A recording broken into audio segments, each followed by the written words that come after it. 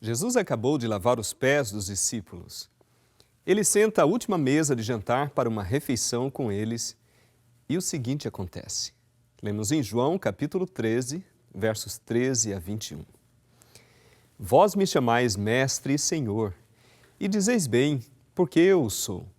Ora, se eu, Senhor e Mestre, vos lavei os pés, vós deveis também lavar os pés uns aos outros. Porque eu vos dei o exemplo para que, como eu vos fiz, façais vós também.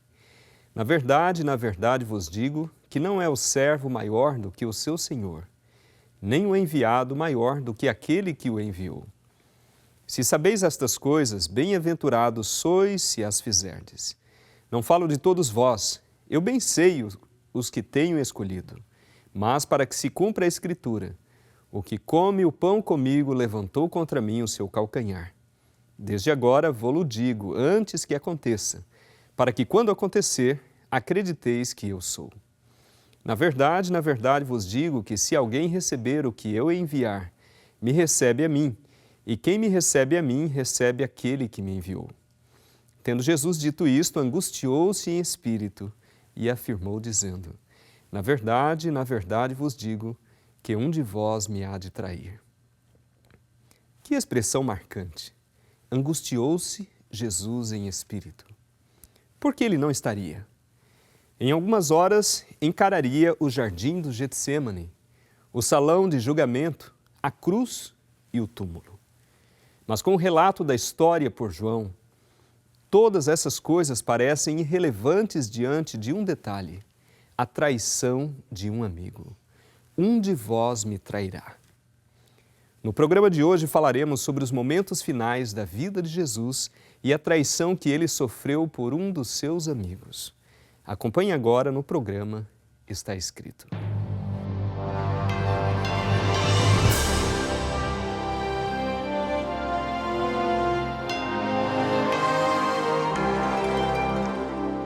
Venceu a prova do tempo.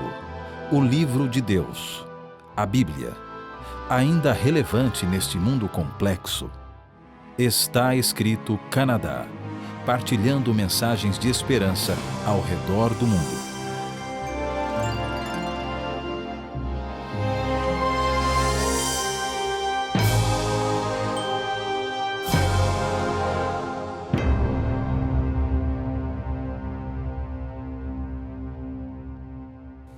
Você já foi traído por alguém? Você já sentiu a dor da traição? Imagina então ser traído por alguém bem próximo de você. Pois é, Jesus passou por isso. Hoje vamos refletir sobre esta experiência vivida por Jesus e tirar lições para a nossa própria vida. A grande frustração sentida por Jesus naquele momento da sua vida foi principalmente devido ao fato de que a traição vinha de um amigo próximo. Isaías fala de Jesus como um homem de dores e familiarizado com o sofrimento. Era um homem de dores da solidão. Mesmo seus próprios irmãos não acreditavam nele. Era um homem que conhecia a tristeza e as dores do desapontamento. A Bíblia diz em João 1,11, ele veio para o que era seu e os seus não o receberam. Ele conhecia a tristeza de um amor não correspondido. Quantas vezes quis eu reunir os teus filhos como a galinha junta os seus pintinhos, debaixo das suas asas, e vós não o quisestes. Ele conhecia a tristeza de perder um amigo. Jesus chorou. E foi essa tristeza de ser traído e vendido por um amigo que perturbou o seu espírito. Brutus disse, meu coração ainda se alegra nisso. Em toda a minha vida não encontrei nenhum homem que não fosse fiel a mim. Infelizmente, Jesus não poderia fazer esta mesma afirmação. Embora ele escolhesse 12 homens para serem seus alunos, discípulos e amigos, aqueles a quem ele iria confiar as novas do Evangelho da salvação, um deles o traiu e o vendeu. Judas Iscariotes foi conhecido por uma coisa, ele vendeu o Senhor Jesus. Nós sabemos que ninguém coloca o nome de Judas em seus bebês hoje, porque ele é marcado para sempre pelo que fez. Jesus disse: não vos escolhi eu em número de 12, contudo um de vós é diabo. Seu nome será sempre sinônimo de vergonha. Sua vida terminou em vergonha por ter se enforcado. As palavras de Jesus são verdadeiras. Melhor lhe fora não haver nascido. Mas como Judas se tornou um apóstolo? Você já se perguntou por quê? O que Jesus tinha em mente? Alguns dizem que Jesus escolheu Judas porque precisava de um traidor como parte do esquema das coisas. Outros dizem que Jesus foi enganado por Judas. Eles dizem que Jesus se esvaziou de sua onisciência quando ele veio à Terra, então ele simplesmente não sabia. Mas a Bíblia diz em João capítulo 6, verso 64, mas alguns de vocês não acreditam, pois Jesus sabia desde o princípio quais eram os que não criam e quem o havia de trair. A verdade é que talvez nunca possamos saber a resposta exata a esta pergunta. Ninguém jamais questionou o fato de Judas ser discípulo. Nenhum dos outros discutiu com Jesus sobre ele. O próprio Judas aparentemente seguiu com lealdade em primeiro lugar com Jesus. Não há provas a serem apresentadas de forma diferente. O problema com tudo isso é o motivo da traição de Judas. Por que ele arriscaria entregar Jesus por apenas 30 peças de prata? Muitos pensam que Judas estava com raiva de Jesus porque Jesus não era o tipo de Messias que Judas queria que ele fosse. Muitos pensam que foi um estratagema para colocar-se em uma posição de poder. Alguns pensam que Judas o fez por odiar a Jesus, porque viu a sua hipocrisia. Mas qual foi o motivo? João capítulo 12, verso 6. Isto disse ele, não porque tivesse cuidado dos pobres, mas porque era ladrão e, tendo a bolsa, tirava o que nela se lançava. Isso é certo, tudo por dinheiro. Ele já era um ladrão por causa de sua ganância. Agora sua ganância tornou-o um traidor. Podemos dizer, essa é uma razão tão simples para um ato tão terrível. Nós esquecemos as loucuras que as pessoas fazem por dinheiro. Assassinato, por exemplo, as pessoas matam por dinheiro. Luxúria, as prostitutas vendem seus corpos por isso. Traição, tenho visto famílias se fragmentarem por causa do dinheiro. Ódio, inimigos são feitos todos os dias por causa do amor ao dinheiro. A Bíblia revela claramente a condição do coração de Judas, que o levou ao caminho de uma cruz própria. Não uma cruz de redenção, mas um madeiro de vergonha em um campo de seu próprio sangue. A imagem da morte de Judas é uma anti-imagem da cruz de Cristo que redime. É uma imagem do homem que confia em si mesmo, pensando nele próprio, amando a si mesmo e morrendo por si mesmo, em contraste com a imagem de Jesus que confiava no Pai. Considerou seu povo mais valioso do que ele e nossas necessidades maiores do que as suas, que morreu em seu lugar para redimir sua alma. Vamos dar uma olhada no texto inspirado para termos um vislumbre do coração e da vida de Judas Iscariotes. Abramos nossa Bíblia em Lucas, capítulo 22, versos 1 a 6. Lucas, capítulo 22, versos 1 a 6, nos diz: Estava, pois, perto a festa dos pães asmos, chamada de Páscoa. E os principais dos sacerdotes e os escribas andavam procurando como o matariam, porque temiam o povo. Entrou, porém, Satanás em Judas, que tinha por sobrenome Iscariotes, o qual era do número dos 12. E foi e falou com os principais dos sacerdotes e com os capitães de como lhe o entregaria, os quais se alegraram e convieram em lhe dar o dinheiro. Ele concordou e buscava a oportunidade para lhe o entregar sem alvoroço. Esta passagem da Bíblia nos dá pelo menos 3 pistas muito importantes sobre a condição cardíaca de Judas. Em primeiro lugar, no versículo 3, nos diz que Satanás entrou em Judas, chamado Iscariotes, um dos 12. Quando você lê isso, você realmente precisa se perguntar: um cristão pode ser possuído por um espírito maligno? Em Romanos capítulo 8, versos 8 a 9, nos diz a palavra: portanto, os que estão na carne não podem agradar a Deus. Vós, porém, não estáis na carne, mas no Espírito, se é que o Espírito de Deus habita em vós. Mas se alguém não tem o Espírito de Cristo, este tal não é dele. 1 Coríntios capítulo 3, 16 também nos diz: não sabeis vós que sois o templo de Deus e que o Espírito de Deus habita em vós? A Bíblia nos diz: de nenhuma maneira um cristão pode ser possuído, controlado, assumido por um espírito maligno. Porque se o Espírito de Deus está em mim, quem pode estar contra mim? Que inimigo pode entrar no solo sagrado? Sim, somos oprimidos pelo inimigo, mas nos é dito para resistir o diabo e não o expulsar. O inimigo vem somente quando a casa está vazia e imunda. Em segundo lugar, no versículo 4 do texto que lemos, diz que eles ficaram encantados e concordaram em dar-lhe dinheiro. Parece ter havido algum tipo de negociação entre Judas Iscariotes e os principais sacerdotes. Mateus 26, 14 a 16 nos diz: então um dos 12, chamado Judas Iscariotes, foi ter com os príncipes dos sacerdotes e disse: que me quereis dar e eu vô-lo entregarei? E eles lhe pesaram 30 moedas de prata. E desde então buscava a oportunidade para o entregar.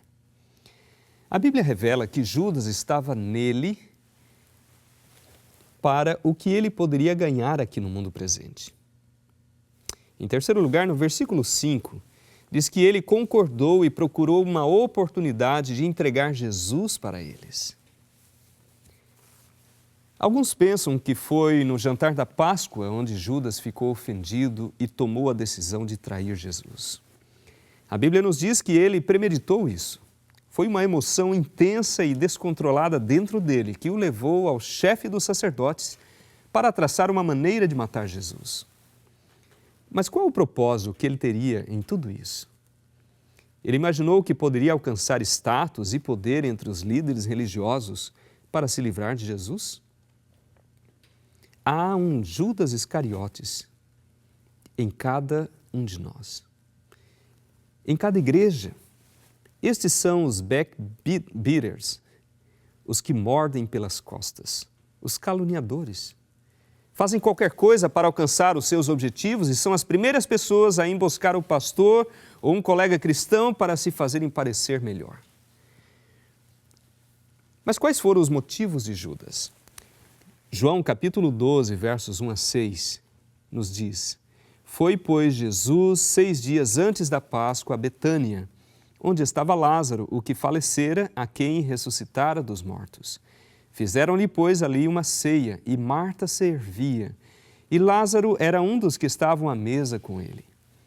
Então Maria, tomando uma libra de unguento, de nardo puro, de muito preço, ungiu os pés de Jesus e enxugou-lhe os pés com os seus cabelos. E encheu-se a casa do cheiro do unguento. Então um dos seus discípulos, Judas Iscariotes, filho de Simão, o que havia de traí-lo, disse: por que não se vendeu este unguento por 300 dinheiros e não se deu aos pobres? Ora, ele disse isso não pelo cuidado que tivesse dos pobres, mas porque era ladrão e tinha bolsa e tirava o que ali se lançava. Na verdade, como nós podemos perceber, os motivos de Judas foram revelados. Ele é egoísta, ganancioso e focado no que ele tem para ganhar mais do que qualquer outra coisa.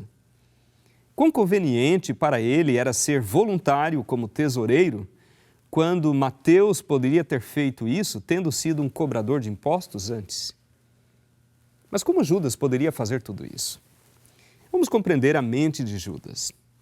Ele fez isso porque ele nunca mais acreditou. Ele era um dissimulado, fingido. Lá estava, misturando-se com a multidão cristã, observando, rezando, contando dinheiro, sempre ativo para parecer autêntico, mas no fundo ele nunca realmente acreditou.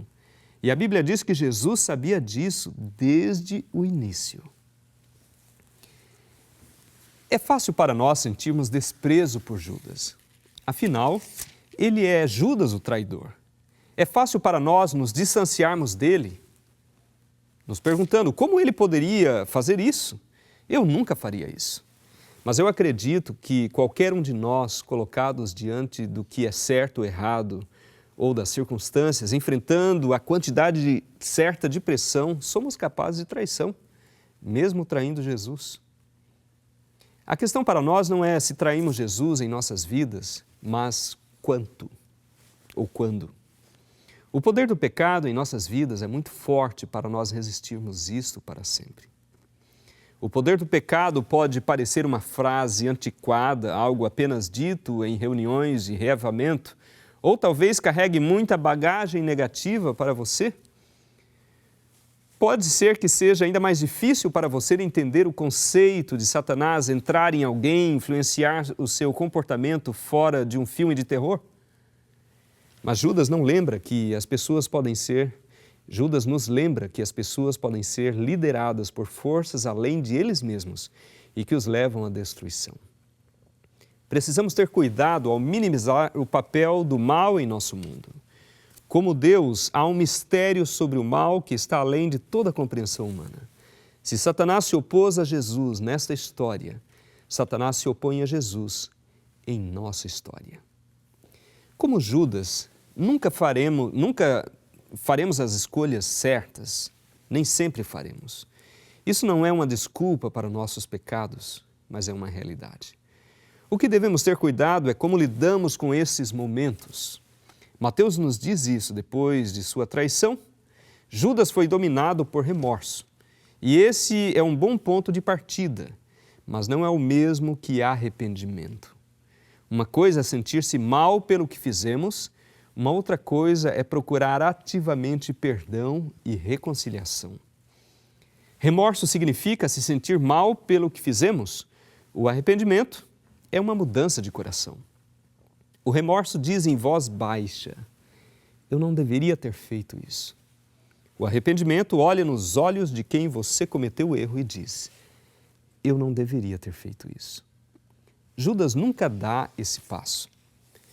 Após a sua traição, ele não retoma a comunidade dos discípulos onde o perdão poderia ser encontrado. Nós precisamos mais de nossa comunidade quando estamos em nossos momentos baixos, caídos. Judas não reconheceu isso. Em vez disso, ele sofre sozinho, aumentando seu desespero, não querendo acreditar que poderia ser perdoado, até que o seu remorso o leva a tirar a sua própria vida. Ao fazê-lo, Judas perdeu todo o significado da crucifixão. Jesus morreu para nos libertar do poder do pecado e nos oferece perdão. E ninguém está fora desse reino do perdão. Ninguém tem caído tão longe que não seja mais elegível para receber a misericórdia de Deus. Mas para recebê-la, temos que pedir isso. Judas não conseguiu pedir perdão e sua vida foi interrompida. Corremos o mesmo risco. Se não queremos humilhar-nos e reconhecer a nossa necessidade de perdão, nossas vidas são encurtadas, não fisicamente, mas em sua vitalidade, na alegria de viver e experimentar ser perdoados e libertos através de Cristo. Ter fé é também acreditar que podemos ser perdoados. Como Judas, todos nós somos tentados a fazer de Jesus o Cristo que queremos que Ele seja. Queremos que Ele nos dê o que queremos e nos cure quando queremos e nos deixe em paz quando queremos ficar sozinhos para pensar e fazer coisas que não queremos que Ele saiba. E quando isso não acontece, quando Cristo não se encaixa no nosso molde, ficamos desiludidos e nos tornamos vulneráveis às forças do mal que nos rodeiam.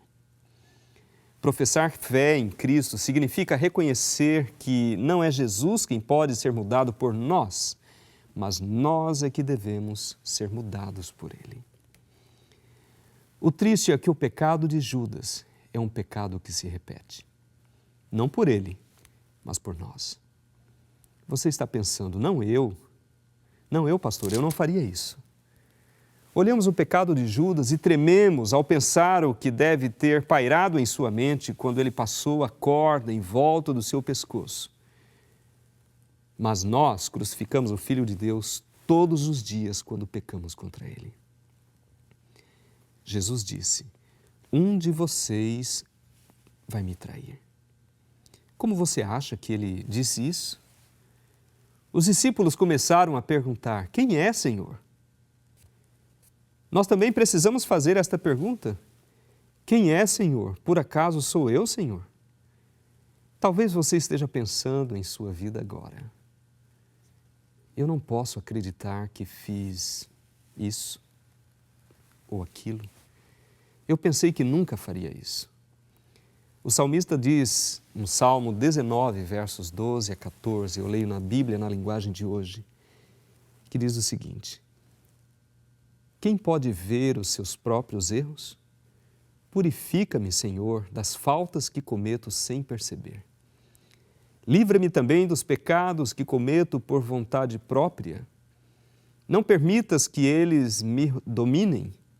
Assim serei uma pessoa direita e ficarei livre do grave pecado da desobediência a Ti. Que as minhas palavras e os meus pensamentos sejam aceitáveis a Ti, ó Senhor Deus, minha rocha e meu defensor. A coisa mais incrível sobre isso é, se Judas se arrependesse, Jesus o teria perdoado.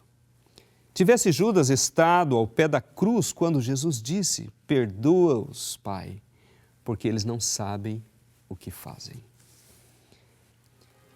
Se Judas estivesse aberto para receber perdão, ele não teria somente vivido o suficiente para descobrir o túmulo vazio, ele teria descoberto a alegria de viver como um seguidor do Cristo ressuscitado. Felizmente, ainda temos essa chance, a chance de abrir nossos corações, a possibilidade de pedir perdão, a chance de mudar para sempre. Jesus perdoará você também. Querido amigo, eu creio que todos nós precisamos reconhecer a necessidade que nós temos do perdão de Jesus. Não devemos fazer como Judas fez. Devemos aceitar e reconhecer que foi para isso que Jesus veio a essa terra, para alcançar o perdão a todos nós.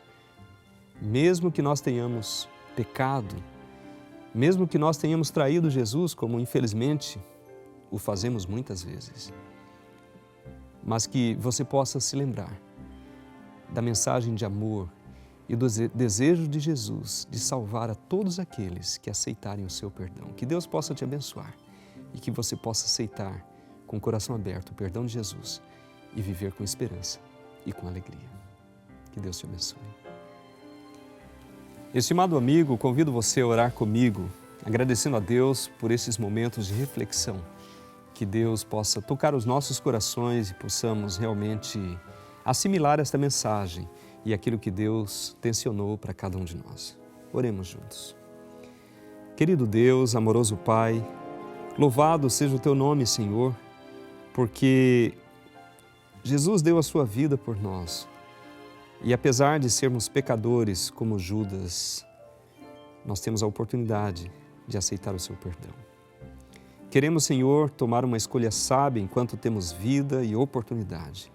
Não apenas ter remorso pelos nossos erros, mas o desejo de permitir que o Senhor transforme o nosso coração e o desejo de nunca mais ferir o coração, o Teu coração. Por isso, Senhor, nós queremos que o Senhor possa nos alcançar com o Teu amor, nos ajudar a compreender o Teu desejo de nos perdoar.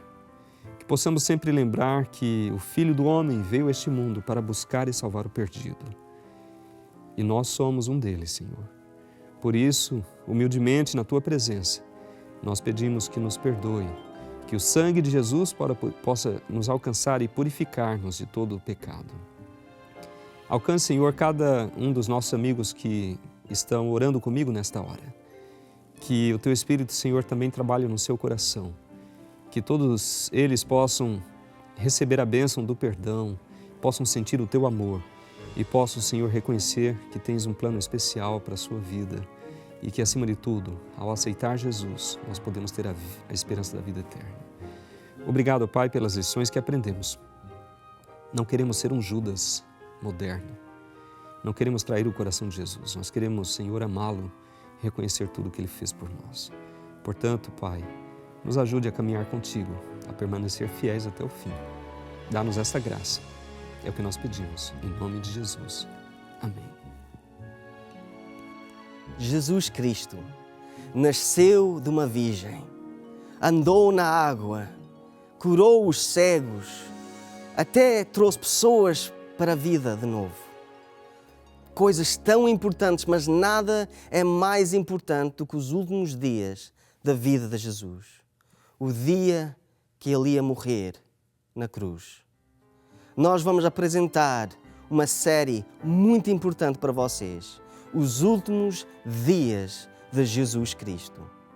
Vocês estão convidados para ver essa série do Está Escrito Canadá. É sempre bom estar aqui com você, estudando a Palavra de Deus, refletindo nestas verdades maravilhosas que podem transformar a nossa vida. Que Deus continue abençoando a sua vida, querido amigo. Que Deus continue trabalhando no seu coração. Estude a Palavra de Deus, ela pode realmente iluminar a sua vida, transformar o seu coração e, acima de tudo, essa mensagem de salvação que Jesus veio trazer possa alcançar o seu coração e que você se sinta amado e salvo pelo sangue de Jesus. Eu gostaria que vocês também pudessem continuar conosco na próxima semana, onde continuaremos este programa. Contamos com seu apoio para que este programa possa realmente continuar, para que ele possa ser ampliado e alcançar muitas pessoas ao redor deste país e por todo o mundo. Que você possa dar o suporte necessário e possa realmente orar por este programa. E lembre-se, está escrito, nem só de pão viverá o homem, mas de toda palavra que sai da boca de Deus.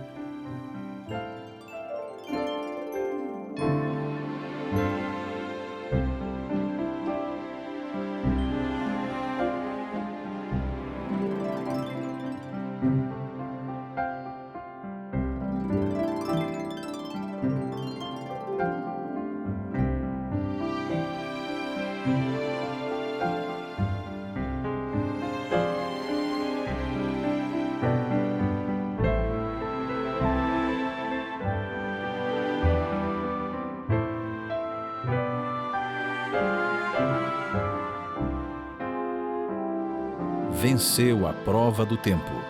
O livro de Deus, a Bíblia, ainda relevante neste mundo complexo.